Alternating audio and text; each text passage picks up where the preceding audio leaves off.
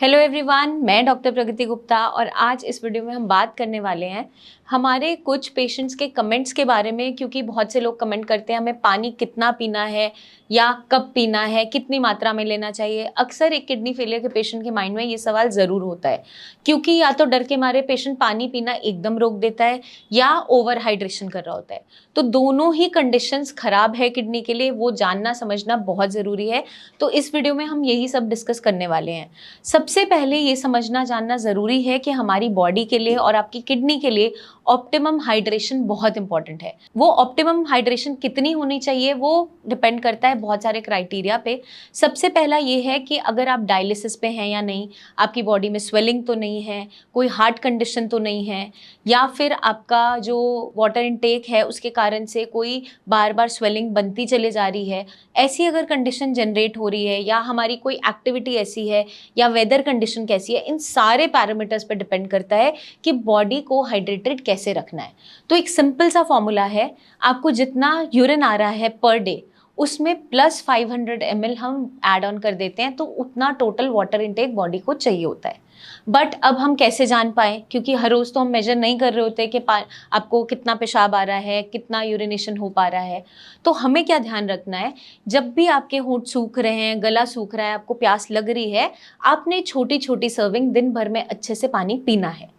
क्योंकि हम mostly patients देखते हैं जब क्लिनिक के अंदर, तो हमें क्या देखने को मिलता है जब ओपीडी में आते हैं तो पेशेंट का सीरम बाइकार्बोनेट वैल्यू बहुत ज़्यादा गिर जाता है कई बार।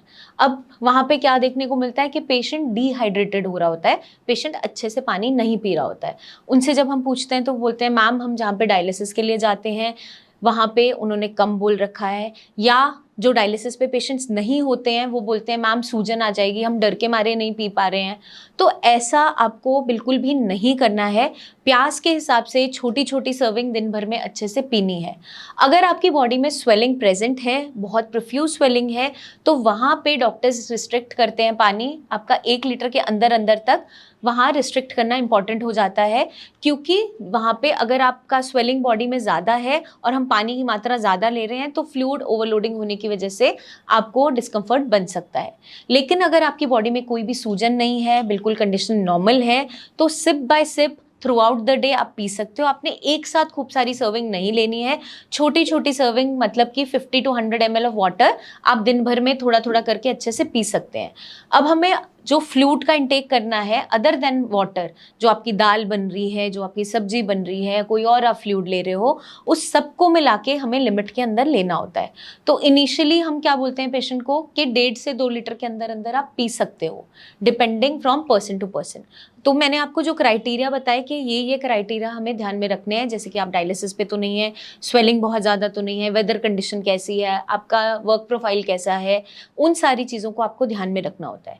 अगर आपकी बॉडी डिहाइड्रेशन में जाती है तो उस कंडीशन में सीरम बाइकार्बोनेट वैल्यू भी गिरती है, यूटीआई होने के चांसेस बढ़ते चले जाते हैं, प्लस आपका बीपी बहुत ज़्यादा बढ़ना स्टार्ट हो जाता है। तो हाइड्रेशन ऑप्टिमम रखना बहुत इंपॉर्टेंट है। अब वो इसलिए भी ज़रूरी है क्योंकि टॉक्सिन्स को बॉडी में से निकालने का रास्ता यूरिन का रास्ता ही है, और यूरिन फॉर्मेशन तब अच्छा होगा गर्मियों में जब आप पानी की मात्रा अच्छी लेंगे। तो कभी कभार हमें पेशेंट को ये भी समझाना पड़ता है कि अगर आपकी बॉडी में स्वेलिंग है, पेशेंट को लगता है कि प्यास लग रही है, तो आपको किन चीज़ों का ध्यान रखना है। आप ठंडे पानी से कुल्ला कर सकते हैं, मुंह में अच्छे से फिल करके रखो और स्पिट आउट कर दो जहां हमें रिस्ट्रिक्ट करना पड़ रहा है और पानी पीने की ज़रूरत लग रही है।